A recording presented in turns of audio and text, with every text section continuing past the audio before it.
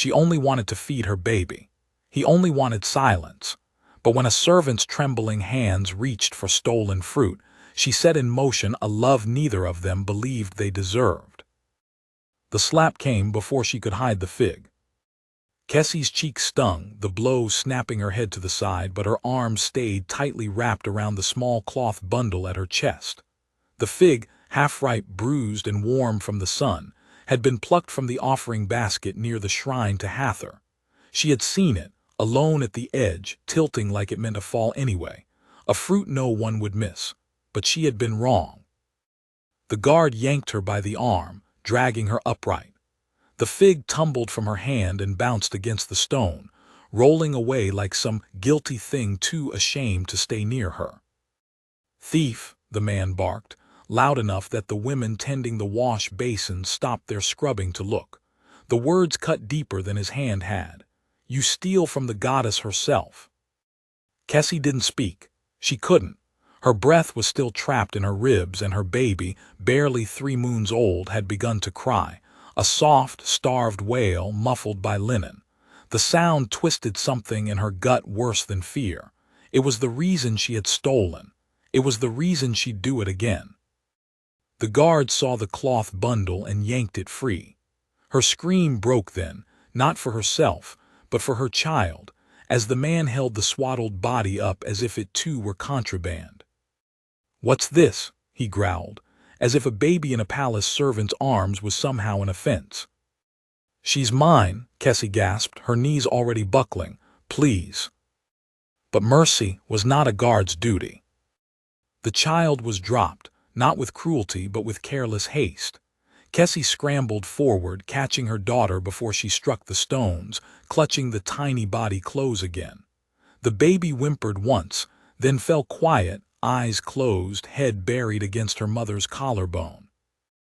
"Up," the guard barked. "You'll explain this to the vizier."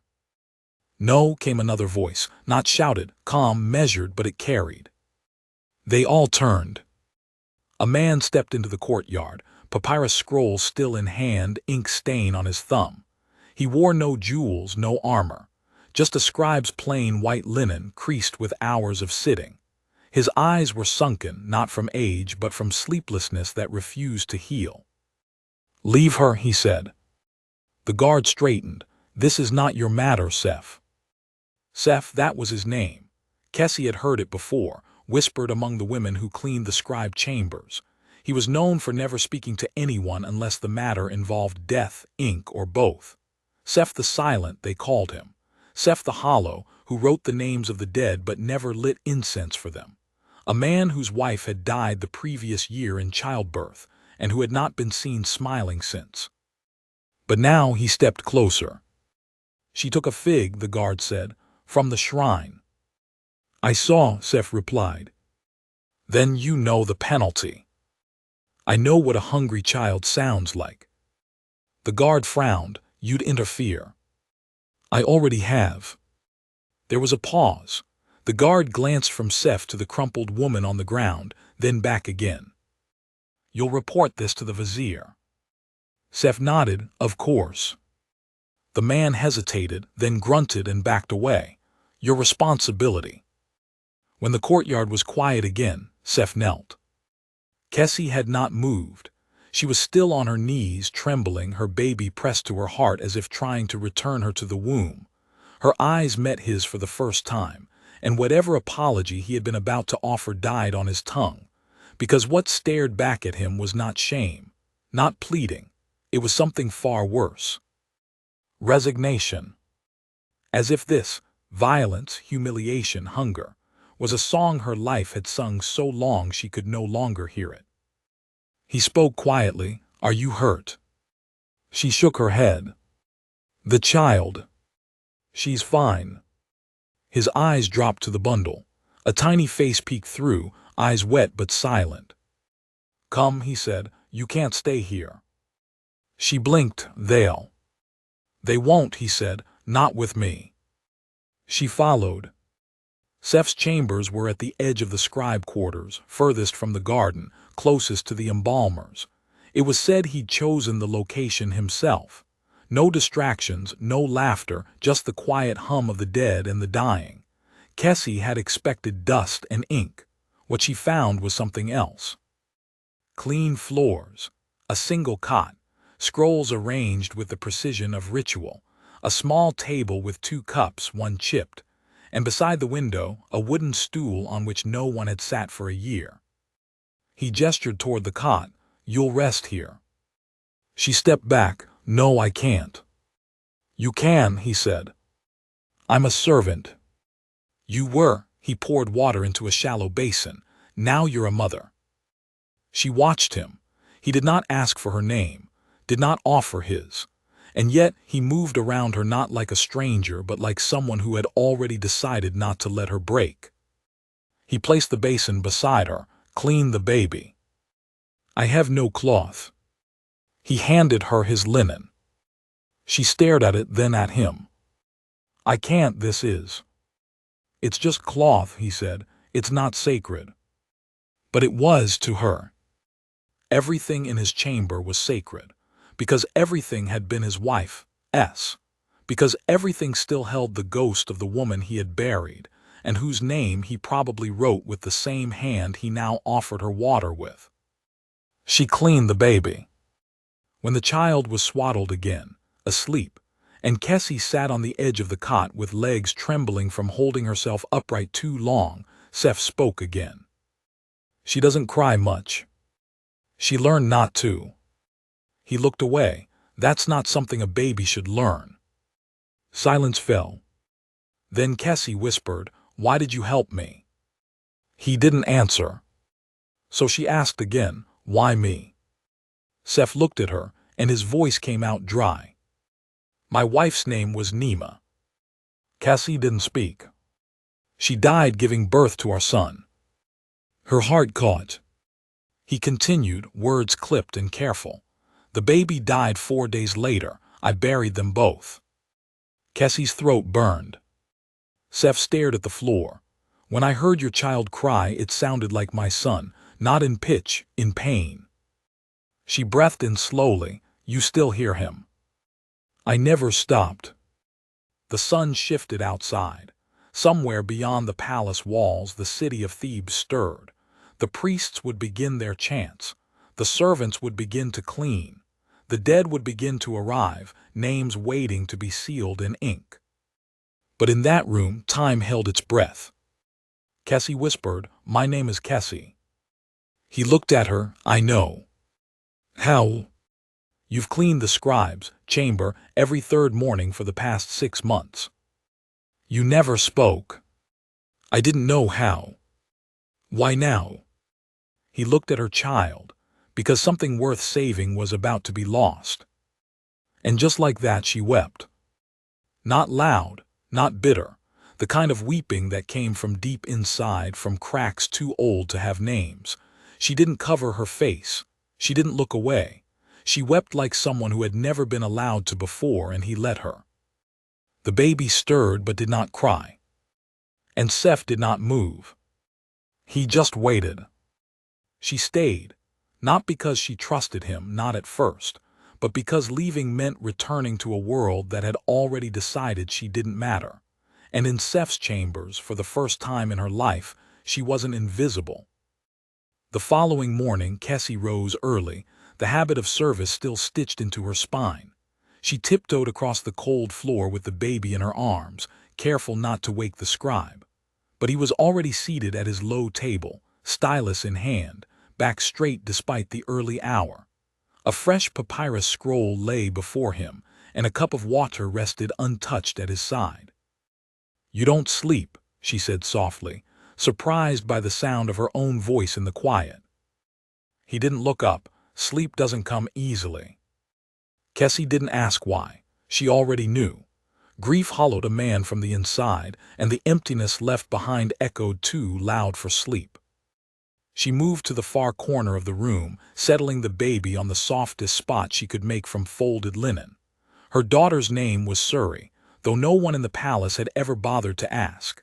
Most had looked at her as an inconvenience, something to be hushed, kept hidden, a burden born of disobedience. But to Kessie, Suri was light. A fragile, desperate kind of light, but light nonetheless. When she turned, she found Seth watching her. "You speak gently to her," he said. "She only knows noise that hurts. I want her to know a different kind."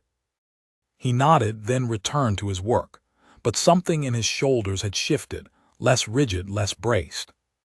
Kessie busied herself with cleaning. She couldn't sit idle.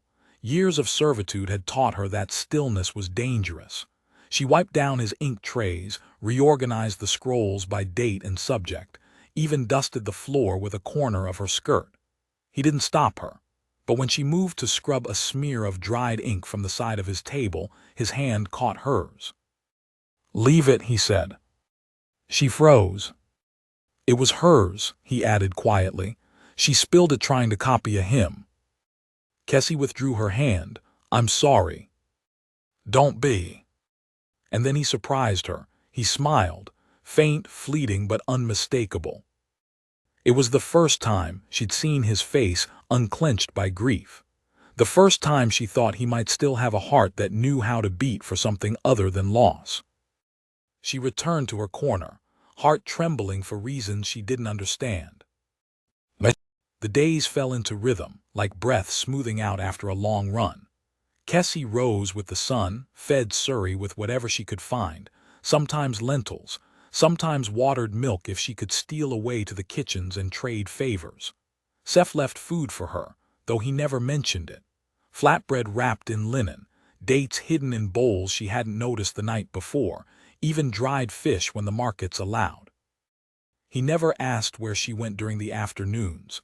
She still cleaned when she could, returning to the tasks that had once defined her, though now they felt different. Lighter somehow, no longer punishment but choice. She worked quickly and returned quietly. Seth always left the door unlatched. He never questioned it. One evening she found him sitting on the floor beside Surrey, watching her sleep. His knees were pulled to his chest, his arms wrapped loosely around them, eyes distant. "She dreams," he said, not looking up. Kessie knelt beside him. "How do you know?"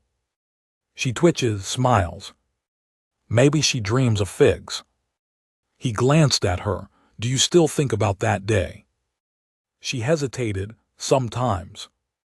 "Do you regret stealing it?" "No," she said. "I only regret that I had to." He nodded slowly. "That's what I wrote today." She blinked. "You wrote about me." He reached for a scroll and unrolled it. Not a record, a story. Kessie stared at the inked lines. The words weren't grand. They didn't speak of pharaohs or gods or victories. They spoke of a woman with tired hands and a quiet strength. Of a child who cried only when no one listened. Of a man who had forgotten the sound of joy and a fig that tasted more like sacrifice than sweetness. "Why?" she whispered. "Because I needed to remember what mercy looked like." She didn't speak. Her throat was too tight. He rolled the scroll gently, setting it aside. "May I hold her?" Kessie nodded. He reached down, careful, like a man unpracticed in tenderness, and lifted the sleeping baby. Surrey shifted in his arms but didn't wake. He held her like a secret, close but not clenched, as if afraid she might vanish if he held too tight. "She's so small," he murmured. She was smaller. He looked up. "She'll need milk, proper milk." "I know." He hesitated. "There's a wet nurse in the inner quarters, widow of a guard. She owes me a favor." "I can't pay." "I'm not asking you to." "Why help me?" His gaze held hers. "Because you never asked anyone to." It changed after that. Not quickly, but like stones shifting under the Nile. Subtle, certain. Seth began to leave the scroll he was working on near her cot, sometimes with a stylus, sometimes without, as if inviting her to touch the ink. Kessie didn't know her letters, not well, but she knew enough to recognize her own name when he wrote it. He never corrected her, never laughed when she traced the words with trembling fingers. Instead, he nodded as if each stroke she made was holy. She began to speak more. Little things, where she'd grown up, Memphis before her mother died, how her father had sold her into service to pay off a debt, how she'd been sent to the palace kitchens at 13, how no one ever looked at her long enough to remember her face. Except him. Seth listened, not politely, not distantly, fully, like her words were ink too and he'd been starving for it. In return, he spoke of Nema. How she loved hyacinths, how she'd laugh at the way he tripped over his own feet when he wasn't paying attention, how she'd once tried to bake flatbread and nearly burned down their first room together. She was fire, he said, and I was the ash she left behind. But you still hold that ash, Kessie said. He looked at her until it stops hurting. And does it? He didn't answer. She didn't push. But palace peace was never meant to last.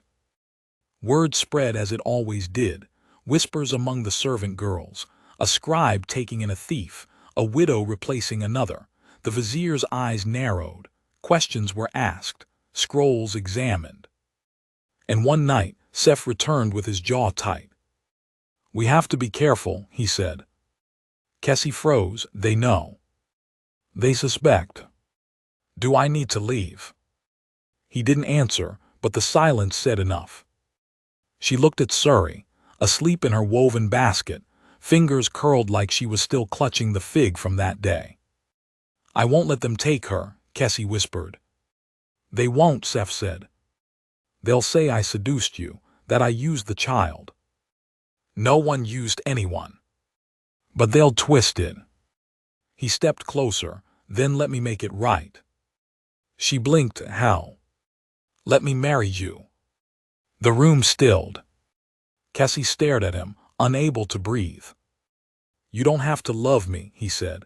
I'm not asking for that, just protection, legitimacy. No one questions a man's wife. I'm not her, Kessie whispered. I know. You still grieve her. I always will. Then why me? He looked down, because I can grieve her and still choose you. Tears spilled down her cheeks, not from joy, not from sorrow, from something deeper, a kind of recognition, that he wasn't offering her a rescue. He was offering her space beside him, not as a shadow, as something real. I don't have dowry. You have Suri. Kessie's breath caught. And she is more precious than gold. They married quietly, under the branches of an old sycamore just beyond the palace walls. No procession, no feast, just the two of them and a priest who owed Seth a favor. Kessie wore linen, Seth wore ink. And Suri, cradled in her mother's arms, slept through the whole thing. Later, as they returned to his chambers, now their chambers, he paused at the threshold. I never thought I'd write her name beside mine again, he said softly. But it's not her name anymore. He looked at her. It's yours, he finished, and stepped aside, letting her enter first. It was not a grand life, it was not a safe life, but it was theirs, and for a time that was enough. Kessie no longer crept through palace halls with her head bowed and hands folded in shame. She no longer shielded Suri from curious stares or fed her only when no one was watching. She walked beside Seth now, never behind. Still quietly, still with care but not in fear. And while the palace murmured with its usual venom, none dared speak aloud what they whispered in corners. A scribe's wife had a name. And Kessie's name, once spoken only to curse, was now spoken to request her presence, to deliver offerings, to soothe children in the nursery halls when the priestess's patience wore thin.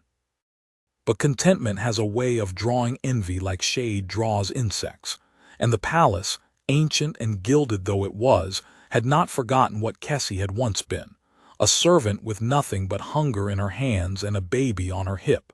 Now she stood beside a man whose words shaped the records of kings. The contradiction chafed.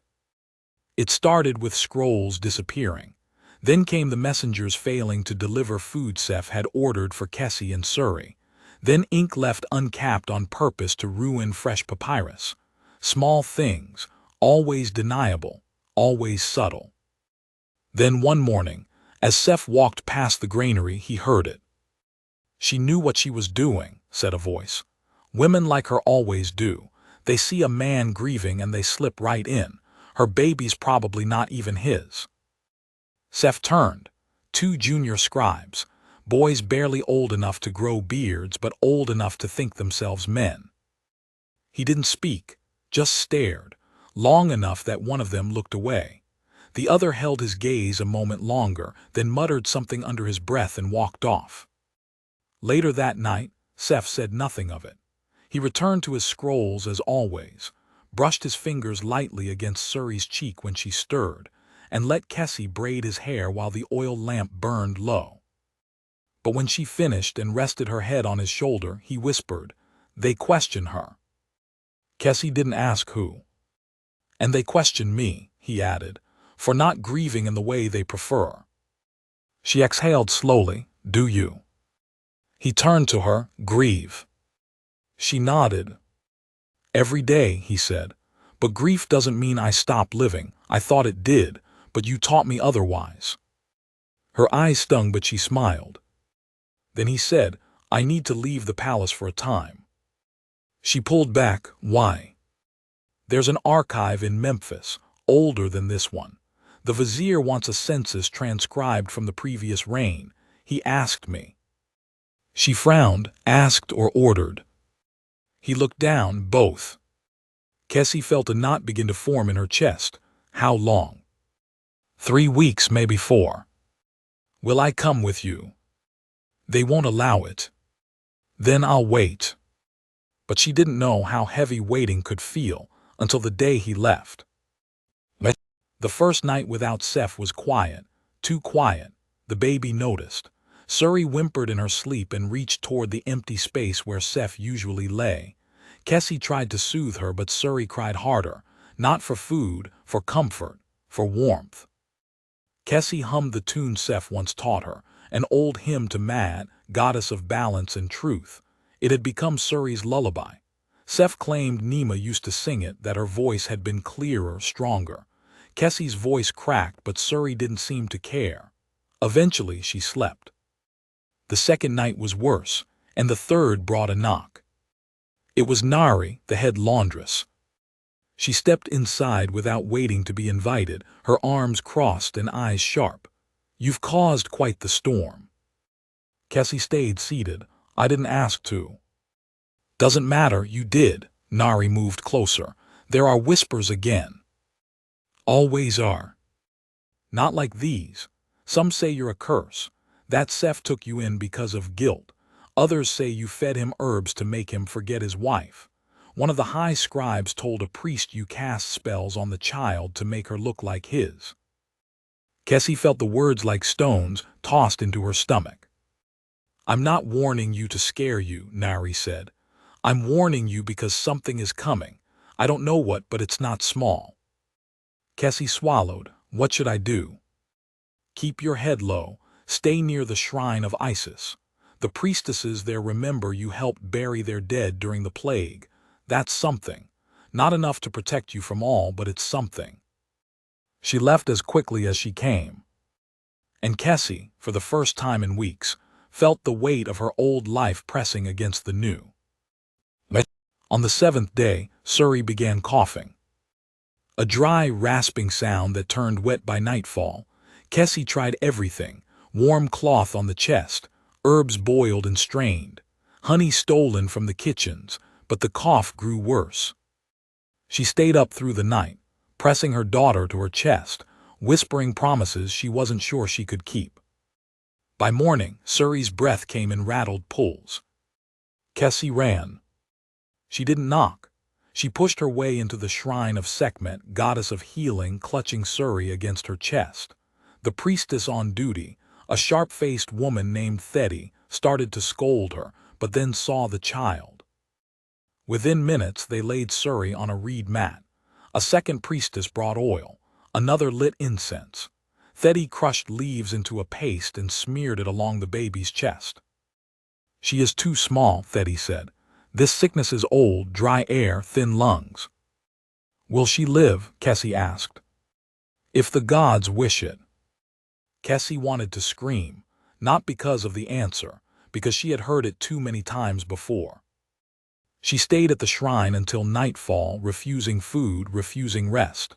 When Thetty offered her a place to sleep, she declined. She slept sitting beside Suri, her hand over her daughter's heart, waiting to feel the next breath. On the 11th day, Seth returned. He was dust-covered, thinner than when he left, but the moment he stepped into the chamber and saw the empty cot, his blood froze. A servant boy nearby stammered the shrine's name. Seth didn't wait for more. He ran. He burst into the shrine barefoot, robes flapping, eyes wild. Thetty turned just in time to see him fall to his knees beside the mat, his hands reaching for the child, then stopping. Kessie was there, her eyes swollen from sleeplessness. "She's still breathing," she said. Seth looked down. Suri's chest rose, fell, rose again. Then Kessie looked at him. "You came back." "Always," he whispered. They returned together. Suri still weak but better, her cough softer, her sleep undisturbed. Seth held Kessie's hand that night as she wept in silence, not tears of fear, tears from having held too much in. Later, while she slept, he watched them both. He had written stories of kings, of generals, of war and plagues, but nothing he ever penned matched the storm that lived inside the woman he now called his wife, and the child who had survived her first great fire. He dipped his stylus in ink and wrote something new. Not a scroll. A letter. To the vizier. My wife Kessie is not a servant. She is not a mistake. She is not a rumor. She is the reason I rise in the morning and the reason I return each night. If any soul seeks to question her place beside me, let them first question my ink, my oath, and my silence no longer. The letter was delivered at dawn, not by a servant but by Seth himself, walking barefoot across the cold stone of the palace corridor with a scroll pressed to his chest as though it were a newborn. He handed it to the vizier without bow or flourish. The vizier did not unroll it. He looked at the man who had once been the youngest scribe in the royal archives, a boy too quiet to be dangerous, and he saw now something different in Seth's eyes, a man who no longer sought favor, only truth. "You understand what this means?" the vizier asked. "I do. She is a servant. She is my wife." The vizier's lip curled slightly, more at the audacity than the facts.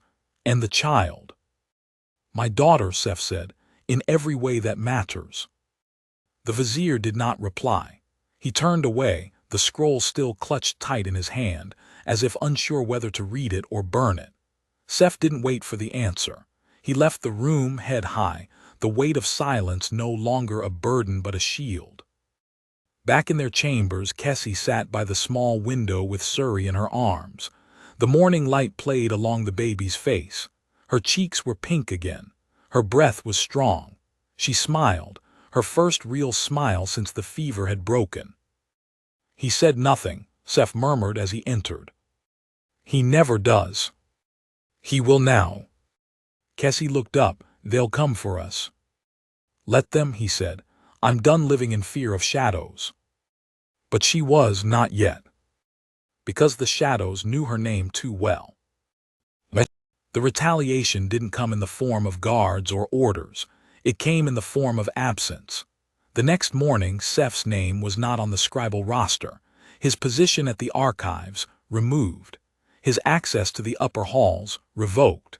When he returned to the scriptoria to retrieve his tools, the boy at the door refused him entry. "Orders?" the boy stammered, not meeting his eyes. "From whom?" The boy didn't answer. Seth returned with empty hands and a tight jaw. "They've silenced me," he said. Kessie didn't know what to say, not because it shocked her, but because it didn't. "They'll starve us next," she said quietly. "I have coin." "Not enough." He nodded once. "Then I'll find work outside the palace." But it wasn't as simple as leaving. Everything in their lives was tied to those sandstone walls, from the bread they received daily to the cloth laid out each week for their child. The moment they stepped outside, they became no one. And no one could not protect a child. That night Kessie sat awake long after Seth slept. She thought of the old kitchens, of faces she hadn't seen in months, of the woman who once stole oil to make a balm for a servant girl's burns, only to be whipped when discovered. She thought of her own back, still marked from years past, of how some scars remained even when the wounds healed. She rose before dawn and left a note. "Forgive me, I must try." The kitchen had not changed. Smoke still clung to the ceiling, and the walls still held the scent of spice and firewood.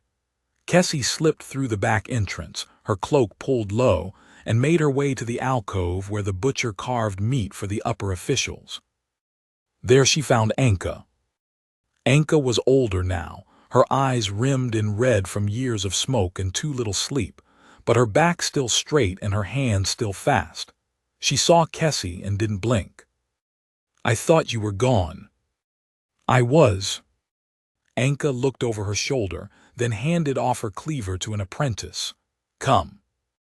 They walked to the storeroom, shut the door, and for the first time in years, Kessie exhaled without fear of being struck. "Why are you here?" Anka asked. "I need food, milk, something for my daughter." Anka's face didn't change. "What's her name?" "Sorry." "Yours?"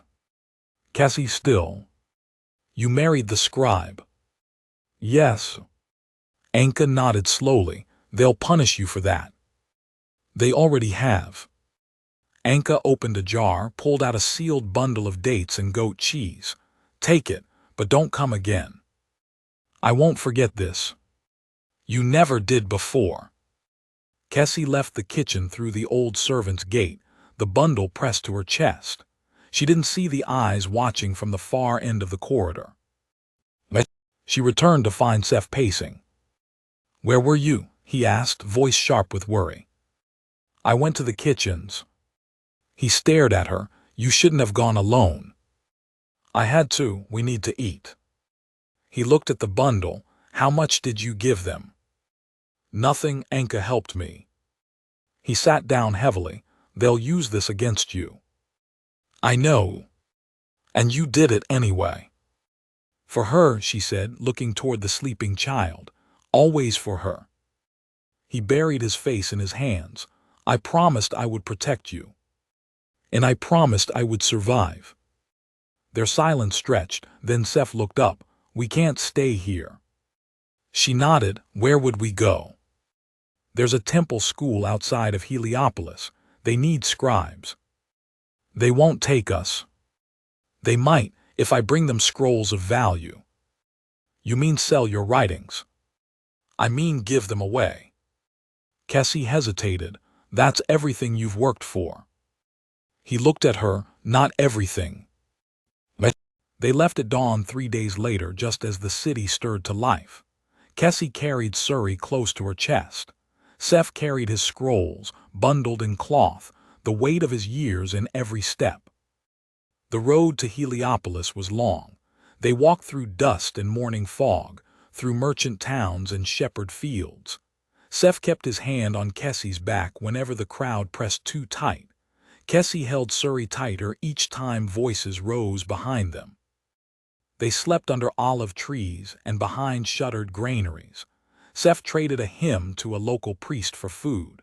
Kessie mended sandals with strips of linen torn from her old skirts. On the 6th night it rained. Not a downpour, just enough to wake them cold. Suri began to cry. Kessie held her close, rocking her gently. Seth lit a small fire with twigs and parchment scraps.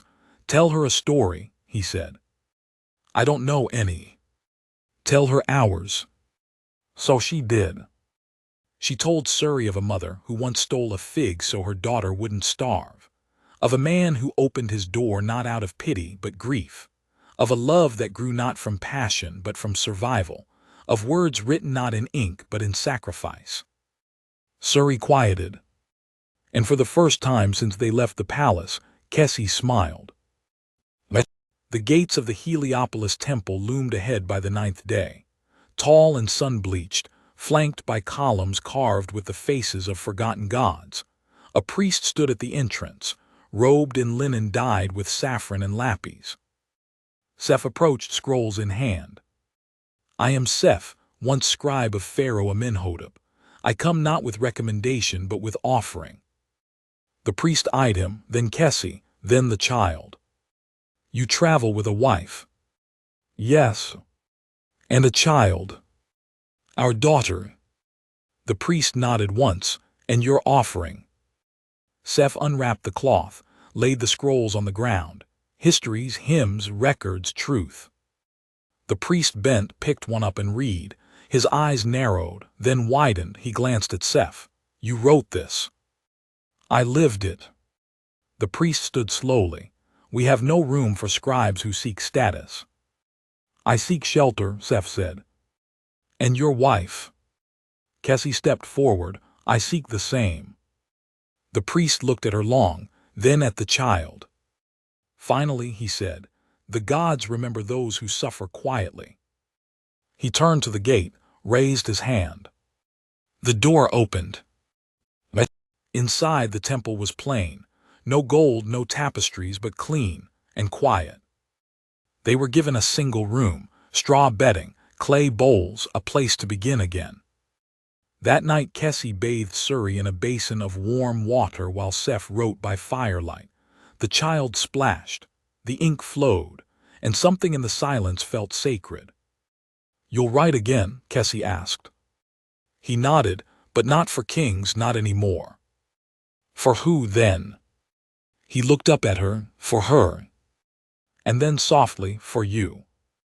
The quiet life in Heliopolis unfolded not with grandeur but with slow, steady rhythm. Days passed, not in ceremony or tribute, but in water fetched from the well and bread kneaded at dawn. It was not what they had known before, yet it was the first time either of them had known peace without debt. The temple granted them sanctuary in exchange for Seth's ink and Kessie's hands. He transcribed the worn texts into new scrolls, replaced crumbling papyri with fresh reeds, copied hymns, royal edicts, genealogies lost to war and wind. She cleaned the storerooms, tended the herb garden, and soothed the children of other temple scribes when their mothers faltered.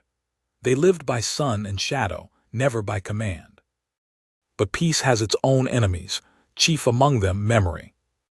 It began with the arrival of a courier, sun-scorched and cloaked in the palace's seal, his horse lathered and legs trembling. He arrived mid-morning when Seth was in the inner hall aligning texts under the priest's guidance.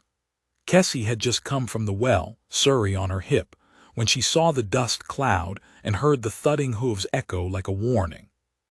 The priest met the courier first. There were no formalities. The courier simply handed over a scroll, bowed, and turned his horse back down the hill. No explanation, no urgency, just silence in his wake. The priest read it once, then again.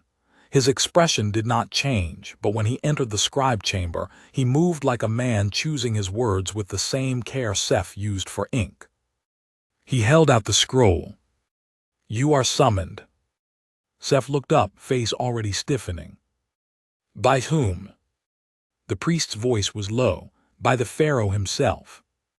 Kessie, who had followed the priest in, tightened her grip on Suri. "That can't be," she said. "We left, we were dismissed." "Not from him," the priest replied. "And he has asked for you by name, not to punish, to speak." Seth took the scroll. He broke the seal. The summons was brief, too brief for a king. Just a single line written in another's hand but signed with the pharaoh's personal mark. "Return, I seek the words you dared to write." Kessie stepped closer. "What does he mean?" Seth stared at the parchment. "I don't know." But he did, or at least he feared he did. The scrolls he had surrendered upon leaving the palace, the personal letters, the reflections on grief, the records that told truth instead of ceremony, some had been more than fact. Some had been defiance written in script too elegant to be called rebellion. And now someone had read them. They debated that night. long after Suri had fallen asleep with her cheek pressed against Kessie's shoulder. "You can't go," she said. "You know what happens to men summoned to speak truth before a throne." "I can't ignore it either," he replied. "If I don't go, I paint myself guilty." "They already think you are." He took her hand. "Then let me prove otherwise." "And what if it's a trap?" "Then I die with my name unbent." Kessie turned her face away, blinking back the storm in her eyes. "And what of us, of her?" He didn't answer, not at first. Then he said, "If I don't return, leave this place. Go south to my uncle's village. His name is Hadar. Tell him I kept my word." But Kessie had already stopped listening. Seth left before dawn, not with fanfare, not with guards. Alone on foot, scrolls packed beneath his tunic, sandals tightened to endure the journey. He kissed Suri's forehead as she slept, kissed Kessie's hand, said no words. Words, after all, had caused this. The road back to Thebes was harsh. Dust clung to the throat. The Nile shimmered to the east but offered no drink. He slept beside thorn bushes, walked under moonlight to avoid heat, and let the silence grow within him like a second skin. By the 5th day he saw the palace rise again, not as he once knew it, not with awe or reverence, but with wariness. It loomed, it waited. At the gate the guard stopped him, then waved him through.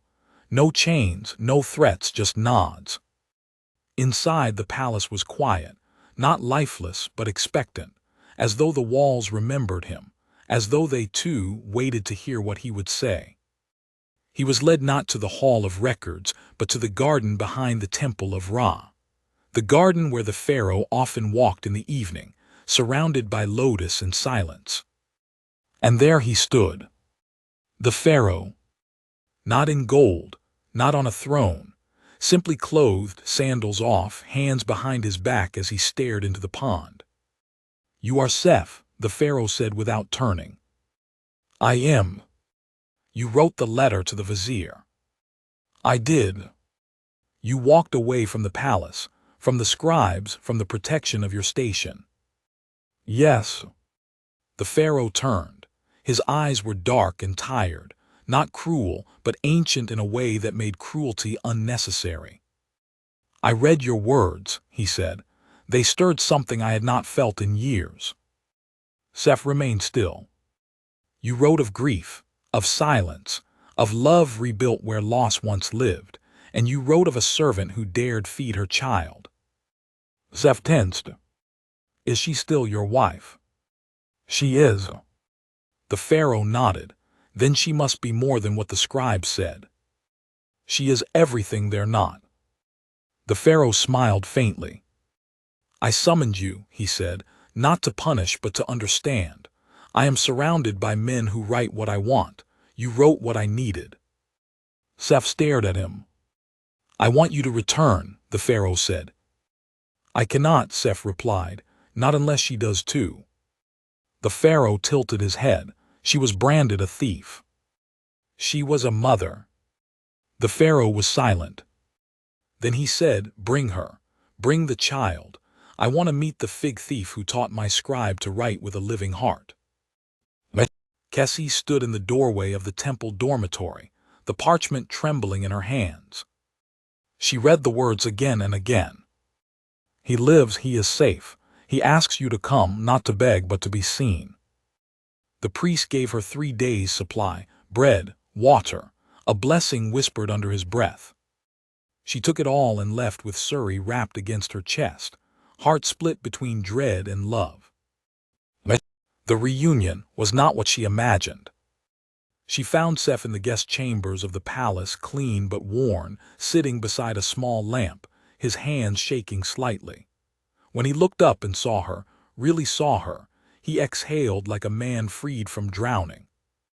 He rose and met her halfway. He touched her cheek.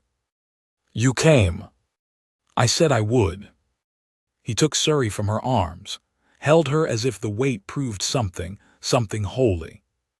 Then he whispered, "He wants to meet you." "Why?" "He wants to know what kind of woman teaches a man to speak the truth." They stood before the pharaoh together. No bow, no crawling. Kessie held her head high, her daughter sleeping against her shoulder, her hands steady. The pharaoh studied her.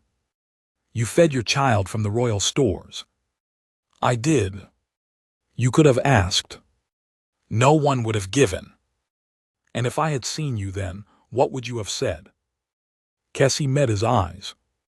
That I would rather be punished for feeding my child than blessed for watching her starve. The pharaoh said nothing. Then he turned to Seth. I have ruled for 22 seasons, he said, and in that time I have been praised endlessly and questioned never, until now. He looked again at Kessie. You will remain in the palace, as guests, not as servants, not as subjects, but as a family I have not known I needed. Seth's breath caught. Kessie did not speak. There were no words for what she felt. Later in the stillness of night, after the child had been laid down and the torches burned low, Seth wrote once more. Not for kings, not for priests. For Kessie. He wrote, You taught me to write with fire. You taught me to see where others turned blind. You taught me that love is not found in titles, nor honor in obedience. You, who stole figs, stole something greater, my fear. And Kessie, reading it the next morning, said nothing. She only kissed him. The palace had not changed. Its corridors still whispered with secrets. Its doors still held breath behind carved cedar and gold leaf. But to Kessie, everything felt different now. It wasn't the smell of the oil lamps or the softness of the silk sheets in the guest chambers. It was the absence of fear. For the first time in her life, she moved through these halls not as a shadow, not as a number, but as a name. Suri's cries echoed through the same walls where once Kessie had dared not speak above a whisper. And when guards passed her now, they bowed. But peace in the palace was not a gift freely given. It came with eyes, watching, measuring. There were those who did not approve. It began with glances in the halls, officials who paused too long to note her presence, servants who fell silent when she entered. One scribe, younger and polished, refused to hand a scroll directly to Seth when Kessie sat beside him, placing it instead on the table without a word. The air grew heavier with each day. Politeness thinned like worn linen. Seth noticed. They're waiting for us to stumble, he said one morning as he rewrote a decree for the pharaoh's council. They think we don't belong, Kessie murmured. We don't, he replied, not by their measure. She looked down at Suri, who had begun to roll onto her stomach with the determination of a small conqueror. Then we'll make a new measure. He smiled at that. The pharaoh had kept his word. He did not demand they serve, nor did he use their presence to elevate his image. Instead, he asked for their stories, not the kind found in annals or hymnals, but real ones, of sorrow, of survival, of the quiet courage of those born far from throne rooms. Seth began a series of personal accounts, scrolls written not for court display, but for preservation to be stored in the hidden chambers of the royal library. He called them voices of the living. And he wrote the first with Kessie at his side. Her story. It was not easy. At first she spoke little, then in fragments. Memories came not in sequence but in pain.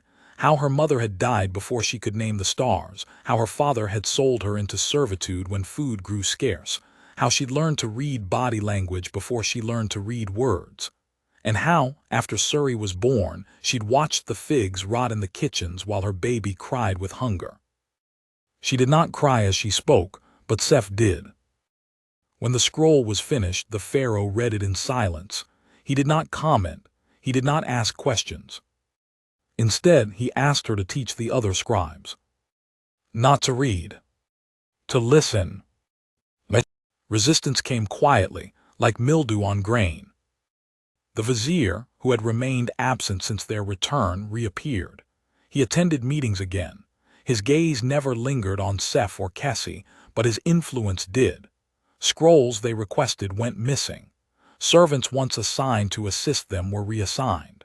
A list of approved topics for the Voices of the Living series appeared overnight, unsigned but unmistakably his.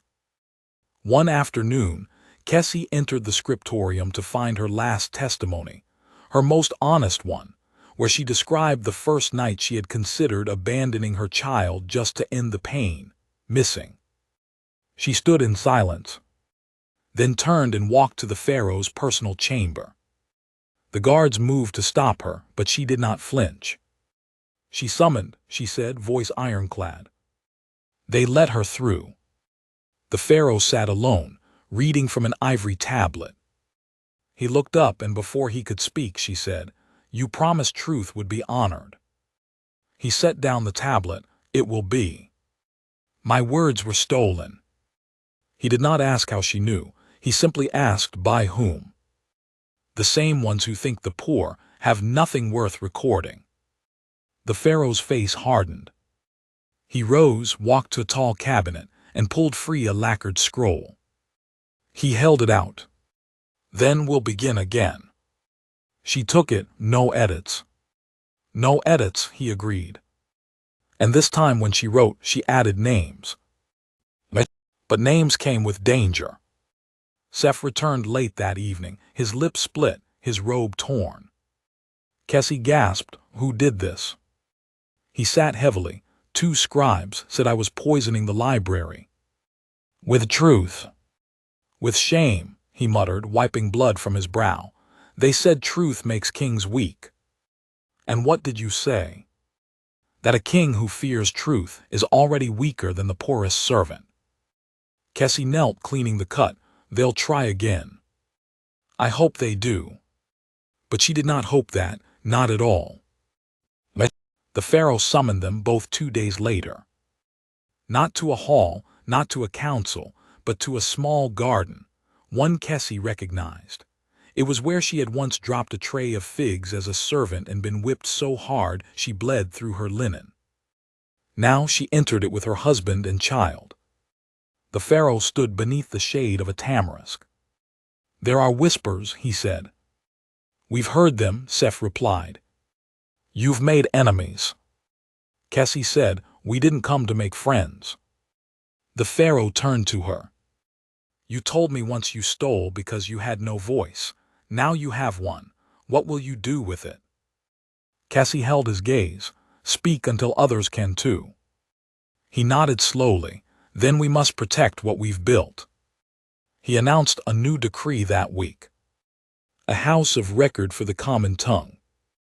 A place where scribes would gather not to praise the court, but to preserve the stories of workers, mothers, healers, builders, the silent backbone of the kingdom. Seth was named its first high scribe, Kessie its voice. The backlash was immediate. Some scribes resigned. Some tore their own scrolls. One attempted to accuse Kessie of her past again, of theft, of deception. But the pharaoh stood before the court and said, "If every thief returned what they took with the kind of courage she has shown, this palace would be richer than all the gold in the Nile." And so the murmurs grew quiet. The house was small, not royal, built near the gardens behind the Temple of Thoth. Kessie selected the wall color herself, soft ochre. Seth arranged the scrolls alphabetically, then rearranged them by tone. Suri took her first steps across that floor, between stories of fishmongers and shepherd wives. Each week they added more. An old woman came from the banks of the Fayum and spoke of how she had learned to weave papyrus without ever learning to read it. A boy from Memphis arrived with a poem about losing his brother to fever. A blind man dictated a song so beautiful Kessie wept as she transcribed it. Their walls filled, and the palace watched, some with suspicion, some with awe. Then came the letter. Not from the pharaoh, from a girl, just 7. Written in charcoal, the letters shaky but brave. "My mother carries bricks for the builders. She says no one sees her. I see her. I want to write her name." Kessie pinned it to the wall. "Start a school," she told Seth. "For who?" "For girls like her."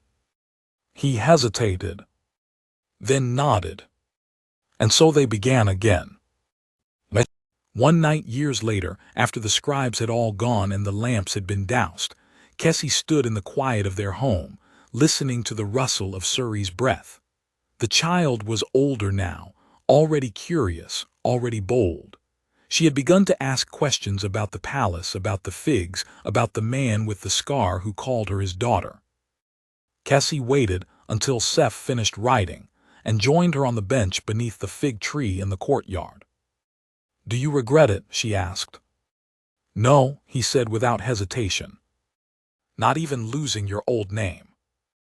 He looked at her. "I didn't lose it, I changed it because of you." She rested her head against his shoulder. "I used to think figs were a curse," she whispered, "but now—" He kissed her temple. "They were the beginning." And somewhere deep in the palace, the pharaoh wrote too. Not orders, not laws, just a name. Kessie, the servant who had stolen figs and returned something far greater. The days turned golden, like papyrus aged in the sun. Seasons no longer passed in fear or hunger but in stories. Kessie awoke not to shouting or sandals stomping down cold stone corridors, but to the quiet cooing of Suri nestled against her, to the smell of roasted lentils and the soft brush of reed quills over parchment. It was a different world than the one she'd survived, but she never forgot that it had not always been this way, and for many, it still was. The house of record for the common tongue had grown beyond even the pharaoh's imagination. No longer just a chamber with scrolls and open ears, it had become a living archive. Children came from the outer villages to learn their names mattered. Women traveled for days to speak what they'd once been told was unspeakable. Fishermen recounted songs passed from father's loss to river fever. Potters explained the patience it took to make a vase hold not just water but memory.